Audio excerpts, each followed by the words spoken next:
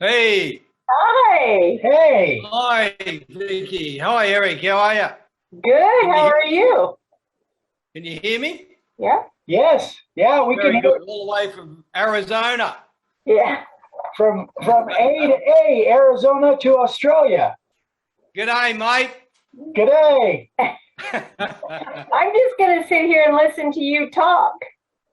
All right, the Aussie accent. Yeah. Yeah, yeah. 5 o'clock. It's 10 o'clock over here. 10 o'clock It's a on. beautiful. It's a beautiful spring day. About about 20 degrees outside Celsius. What's that? 65, 70. Yeah. That's cold. Something like that. Yeah. So, mate, this is a great privilege, mate. I'm really happy to be able to talk with you guys. Oh, When you hear the story, it'll be quite incredible, really, well, I'm how I come across you. I'm looking forward to it. But first, let's introduce you. So introduce yourself. Hi, I'm Steve Dalton from the Kiama Men's Shed down in Kiama. The word Kiama is an Aboriginal word meaning place of big noise, because if you look at the logo here, you've got a lighthouse. We're right on the coast, and there's a huge blowhole, volcanic blowhole Oh, that is a major tourist attraction in Ah, Kiama. And the trouble is, we're locked down at the moment. The whole place is a bit like the coloured rock in Hawaii. It's black rock, basalt, it's volcanic rock.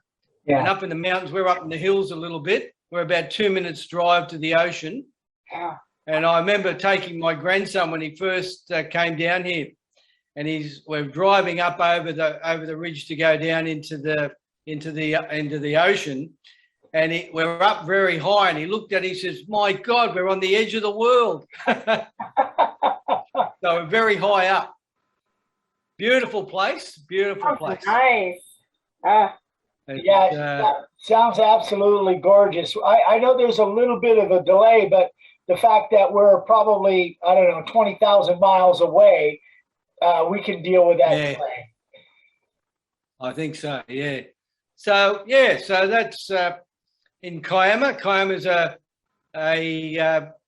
it's a sea. It started off as it's about 2 hours south of Sydney on the coast. Okay. Beautiful drive. We're the end of the electrification of the train line from Sydney. Easy to get to the airport.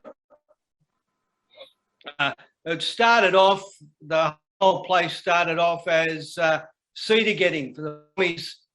Came in and landed and took all the cedar trees. all Really? of Beautiful, made cedar furniture for England and all around the world. what kind of tree? So Peter. Cedar. cedar, Oh, Yeah. okay. cedar trees, Gotcha. cedar furniture.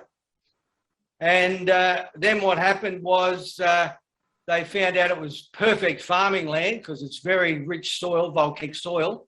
So they set dairy farms up, and they've set up a big harbour, and we supplied England with a lot of dairy products. Wow. And then when the Industrial Revolution hit, they needed basalt to lay in the sleepers, for the trains, Mm-hmm. like slag or gravel. Yeah. And that's what we've got around here. There's about half a dozen quarries that were mined 100 years ago. Wow. Now, have you been there all your Basalt. life? No, I come from Newcastle up, which is about the same distance north of Sydney that we are south of Sydney. And I came down here teaching Oh, okay. back in the 70s. Wow. So So, yeah, it's a beautiful place. And now, of course, it's a premier tourist destination. that's great. Now, so I was watching some of your videos, and did you have a coffee shop, or are you just a coffee? What happened, long story short, when I turned 50 about 18 years ago, kids had grown up, and I was a teacher since the mid-70s. and I taught economics of business, you know, and I thought, oh, it'd be nice to get into business. So always been pretty get up and go sort of person. So I looked around and had a look around what businesses looked like being fairly growth oriented in the next few years, and of course coffee was one of them.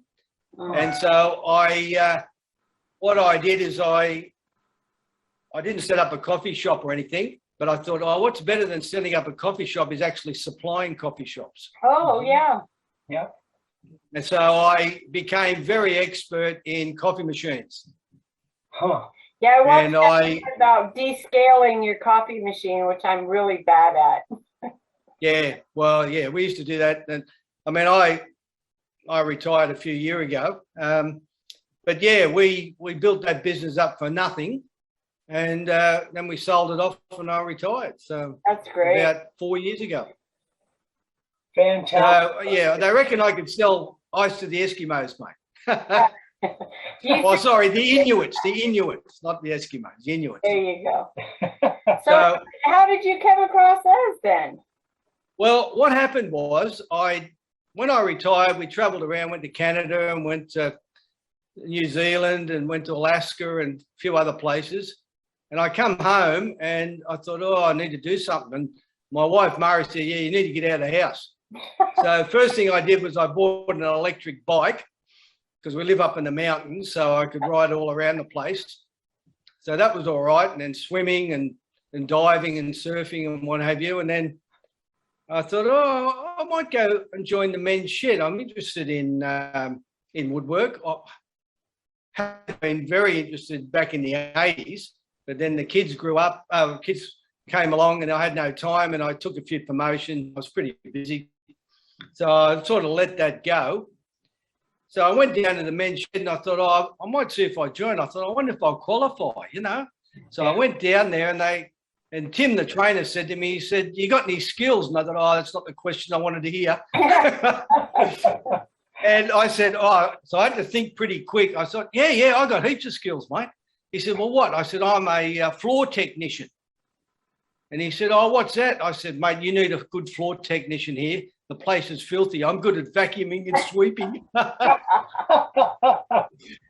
And they all said, you're in.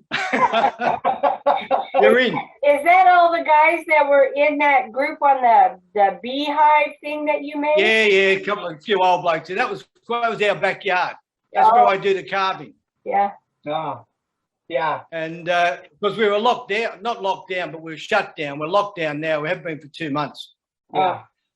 And so anyway, I joined the men's shed and I took a while to get trained up on stuff. And then a bloke come along from the Jamboree Bowling Club and he said, oh, does anyone make signs? And I said, oh, I don't know. What sort of signs? And he said, oh, wooden signs. And then I said, funny you mention that because I used to make signs back in 1984. Oh my gosh. Wow. Using a pantograph. Okay. Mm-hmm. Yep. And I thought, and I hadn't done, and I sold everything up. And my mother worked for a Makita dealership, first Makita dealership in Australia. So I got one of those Makita D-handled routers. Yeah. Very popular, very expensive router. I got one of them. Yeah. And I made a few signs back in the 80s. And then I sort of sold everything up, didn't do it. And then I thought, oh, yeah. And then a couple of blokes said, yeah, I wonder how you go about making signs. And I thought, oh, well, I'll go and get another pantograph. So I went and bought another pantograph. And I bought we got heaps of routers down at the shed. But anyway, I bought myself a little router. And I thought, oh, this is very, very restrictive. There's got to be a better way than mucking around with this. Yeah. Because you know, the spacing's not right. And back in the 80s, it was great because there's no such thing as a computer. You could print out a beautiful font or anything. Couldn't do that in the 80s. Right. So anyway, I started looking around and I ran into you guys and I thought, look at this, it's amazing. So I studied and I watched and I looked at it and had a go at it and I thought, oh, mate, I'm no good at this. All over the shop, it was hopeless. You make it look so easy. Yeah. And as my wife said, well, of course he makes it look easy. He's been doing it for 50 years, you know. Mhm. And Dave was there, and I remember Dave saying, you got to persist with it. You know, you just got to, don't worry about the templates and that. Just try, carve a straight line, then a curved line. So I practice. Yeah. And I'm still practicing. And I've watched hours and hours of yours. And that I really enjoyed that one last night I watched with the Kutzel. Oh, yeah. Yep. Because I'm into power. I'm into power carving too. I got one of these big boys, an Arbitech. Have you seen these? Oh, yeah. Arbitech. I like those. Yeah. That's one of the things I want to get. Yeah. This is a bloke in Western Australia invented these. This is a little turbo planer. Yeah. Uh-huh. It'd be ideal for what you're doing when you go in with the Kutzel and then you're going to go and clear it out. Yep. So anyway, I got involved and I got a team of guys together and they didn't want to know anything about carving. But they were quite happy to prepare the boards and paint the boards and plane them and sand them and then this is one of my earliest ones. It's bloody hopeless, really. But anyway, this is one on Kiama. Yeah. You know, whales and dolphins. It's big time down here. Yep. And then of course we got into the bees. Mm-hmm. And I've designed a bee friendly and a bee happy one. I saw those. Those look great. And they're just made out of old fence posts, old hardwood fence palings. We do rustic. That's what we do, rustic. Yep. Yep. And we got a CNC machine, but I do rustic. You know, Mm-hmm. people like rustic. Yeah, it's big. Yep. Yep. Yeah, they do. And I've got a little book here that you'd be happy to know about. This is my signed book, and it's full of your tips and tricks. Oh my gosh. This one here, this is your 7 tricks, you know, the free course. The 7 steps. Written them all down. I've got the buffing one there. I bought the tips from you. I've got what tips to use when and what depths to go and all sorts of stuff. Written it all down, got it all there. The guys at the shed want to know how I know all this stuff. And I said, pure genius, mate. All original to you, yes. Yeah, that's right. There you go. Spoken like a true teacher. But what I did is I decided to get into a bit of a niche. And if you look up the back here, you got routing, carving, and scrolling. Can you see that? Uh-huh. Yeah. So I started off routing, and then we got an Australian champion scroll sawer. He's 88 now, down at the shed. And I thought, that might be interesting to get into scrolling. So I've got some lessons. Sucked him dry like I've sucked you guys dry. And I got into scrolling, and then I thought, that'd be interesting. I wouldn't mind getting into carving because the whole 3 complement each other, if you know what I mean. Yeah, absolutely. So then I got into carving, you know. I sort of carved little lighthouses, or we got a lot of pelicans around here. Oh, very cool. Pelican, and then we got a lot of cockatoos. Very cool. Oh, that's neat. Yeah. But the one that I really got into with the power carving was the big reindeer. Oh, yeah. Yeah. Yeah. So now here's an idea for you. You do a lot with the veterans, don't you? Uh-huh. Yes. Yes, we do. Right. Well, we have over here, we have what's called an RSL, which is the Returned Soldiers League. Mhm. Okay. And there was a guy there who was a big time in the Vietnam War, and he went back to Vietnam and he come up with a bottle opener. Right? Now, this was a bottle opener, this is not the same one, a very primitive bottle opener. And he come back and he said, look, as a fundraiser, we want to make these bottle openers. And he said, what I want is I want a magnet on the bottom and a bolt so it actually opens up the, see how Oh, yeah. opens it up. Yeah. And the magnet holds the, Oh, okay. magnet holds the, The bottle cap, and yeah. then he said we want it engraved. And he wanted it engraved on the front, not that one, that's called, that's part of the team BO, which is bottle opener, Team BO, Steve. But he wanted lest we forget. Oh. That's a big saying over here, lest we forget. Yeah. With the Anzac. Yeah. So we've made literally hundreds of those. Wow. With lest we forget engraved on it. Just a little bit of Australian hardwood, a bolt and a magnet. Yeah. And people love it. They take it to their bar. We sell them for $15 each. Nice. How cool is that? And they're easy to make. We have a whole team of people making them. You know, we cut it's all recycled timber.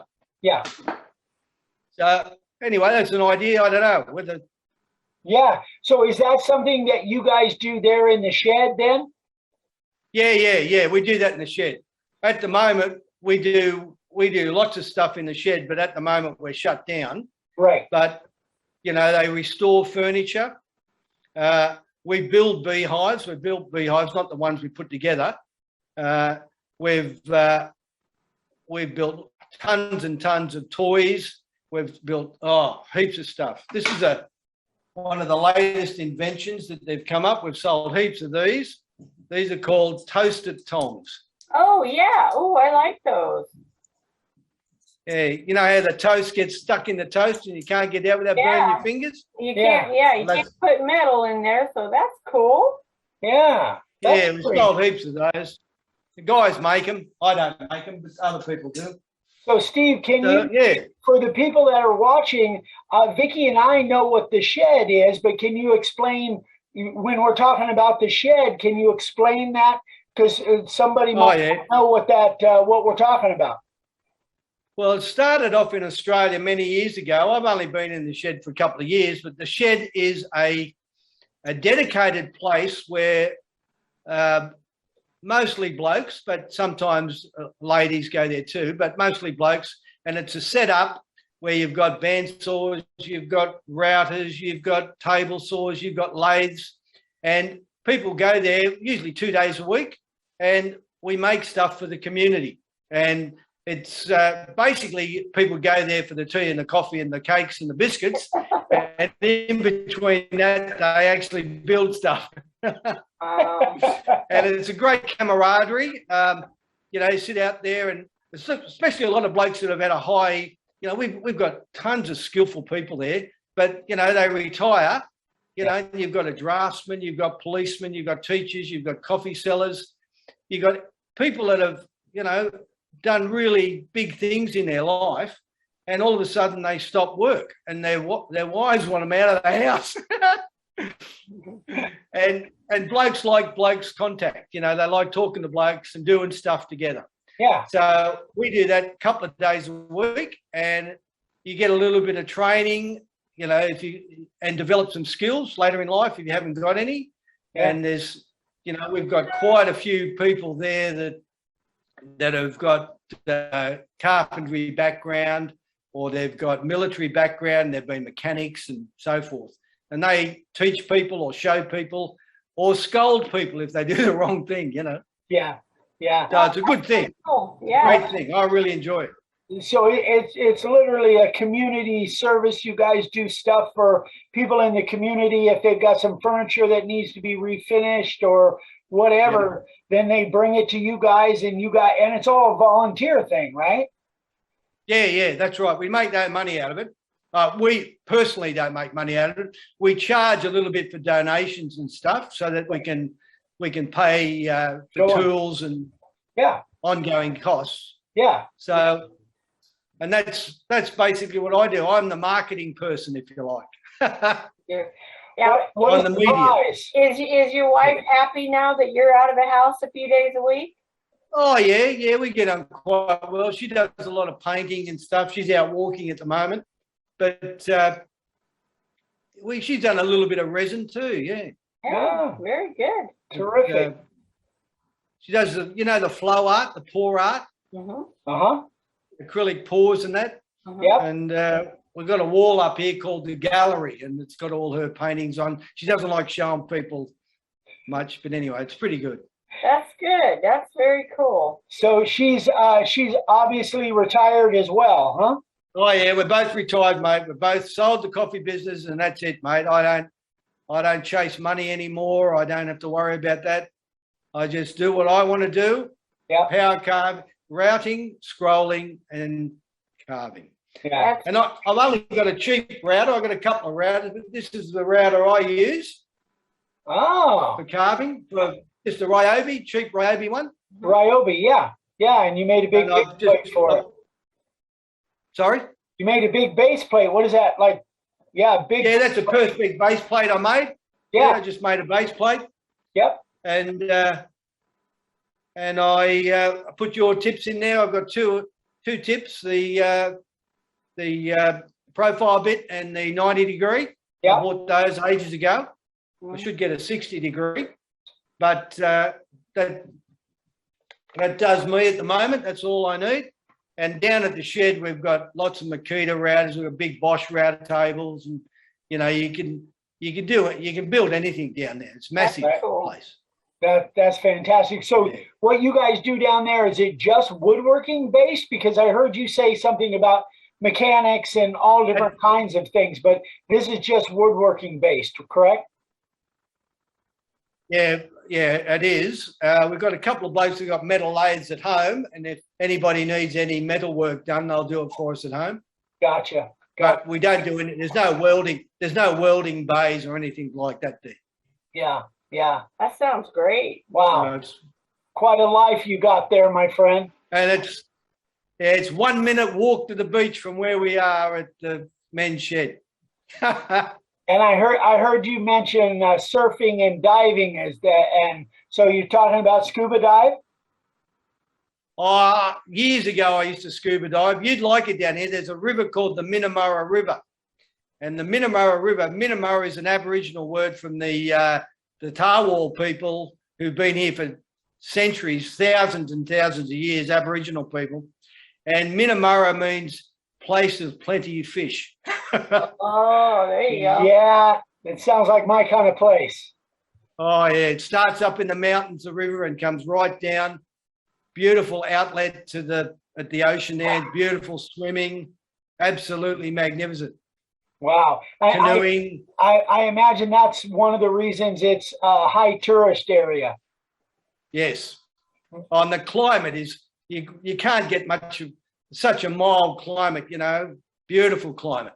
Yeah, yeah. Now, any idea when this whole lockdown thing is gonna let up? 11th of November is when they reckon 70% of New South Wales, which is the state we live in, 70% of New South Wales will be double vaxxed. Oh, gotcha. That's the target is, and then once that happens, then they're thinking about lifting the restrictions then? Yes, yeah, it'll open up. We're not allowed to go anywhere at the moment, except down for exercise down the parks and the beaches and that. Yeah. Not allowed shopping. We're allowed to go supermarkets and that, but nothing else. Right. Wow. Right. I haven't been out of the local area, which goes about 5 kilometres one way and 5 kilometres the other for about 2 months. Wow. Unfortunately, my grandson lives in Sydney, and I see him on Zoom. Yeah. But, it's interesting. He's got a bit of an interest in when he comes down here. He loves playing in the shed, in our shed here. Yeah. He likes to do a bit of carving. And the funny story is, he come down one day and I said, "Well, why don't we do some carving?" And he said, "Oh, that'd be good." I said, "What would you like to carve?" And he's into these Japanese games, like the manga games, the characters. And there's a character called Levi, which looks a little bit like him. black hair and, you know, very Japanesey looking. And I said, oh, we could carve him out. I said, now, how are we going to get that on the timber? And he said, oh, I'll put a bit of paper up on the computer screen and trace around it. He's got a big iPad, and every time we went to trace it, the picture would go in and out of size. Oh, yeah. And I said, look, send me the photo on the computer and I'll print it out. He said, well, how do we get it onto the wood? I said, oh, I got this fantastic idea. He said, what? I said, look at this. It's a little bit of black paper, you put it on the timber, and you put the paper over it and you trace over it and it comes out on the timber. He says, no, that won't work. Carbon paper, that won't work. You've never seen it before. How old is he? He's 10. Oh, okay. You never seen carbon paper. Oh my gosh. That's so anyway, we carved it all out for him, and, you know, carved the eyes out, and he painted it all, and it's sitting up in his room up in Marrickville in Sydney. He thinks that's pretty cute. That's cool. What a great story. Yeah. That's fantastic. Yeah, it is good, isn't it? Our grandsons are into that anime stuff too. Anime, that's it. Anime, that's right. Same thing. Yeah. Very, very popular. I don't understand it, but I understand it's popular with the kids. Your kids would understand Levi. They'd know Levi. Yeah, oh yeah, I'm sure they would. I know they would. I made them a set of dominoes out of the resin. I made each one of them a set of dominoes, and I put their characters from their video games in the dominoes, so they each have a set of dominoes with their favorite game in it. So. Oh, very good. Very good. I don't know. There's no end to it, is there? No. Yeah. No. There's just so many different things you can do. And with all the different things that you have learned with the carving, the hand carving, the scrolling, and you know, the routing, you know, you mix those things together, it kind of opens up a million possibilities. Oh yeah, it's very exciting. It's a bit of a second. I'm into my last quarter. Might even be in my last 10%, but anyway, at least I'm going to make the most of it. I'm going out. Some blokes don't do anything, you know. Some blokes at my age, they're not doing anything, you know. Yeah. Well, you look like you've taken pretty good care of yourself. Yeah. Oh, yeah. I work hard at it. Yeah. Yeah. But mate, I've really enjoyed finding you on the internet. I can tell you. Well, I think we're coming down to the end here. So, Steve, it has been a pleasure, just a joy. It's exciting meeting people outside of the U.S. that find him and his videos, and it's just so cool. Yeah, we just got to figure a way to take one of our road trips over to your place. Oh, mate, you'd blow your mind. Go and have a look at Kiama, mate. Kiama, place of loud noise. I'd never get him back here. I will definitely research that and put that on my list. It would be such a blast to get over there and come and do something in the shed, meet all the blokes. Yeah. Yeah. Oh, mate, there's some talent there, I can tell you. Yeah. Cool. Yeah. Well, my friend, thank you again so much. We so appreciate you, and it's just been a joy. Well, mate, I can't thank you enough. Both you and Vicky, I've really enjoyed the resin. I'm going to do a little bit of. I got resin now. I'm going to have a go at some resin. Good. And yeah, all the no doubt the blokes at the shed will see this, and I'm also in a carving group, so they'll see it. Good. Terrific. I'll put it up on YouTube, and I'll spread it around. There you go. It'll be on YouTube this Friday. I'm really looking forward to seeing the end of that Ryan sign, mate, with how you're going to do the background. Yeah, it's coming up. Well, I guess for Wednesday here is Thursday there, your place. But yeah, you'll see it in a couple of days. Excellent. Righto, guys. Thanks a lot. Thank you so Steve. Much. All the best. Bye. Truly a pleasure. Bye-bye. Yep. Bye-bye.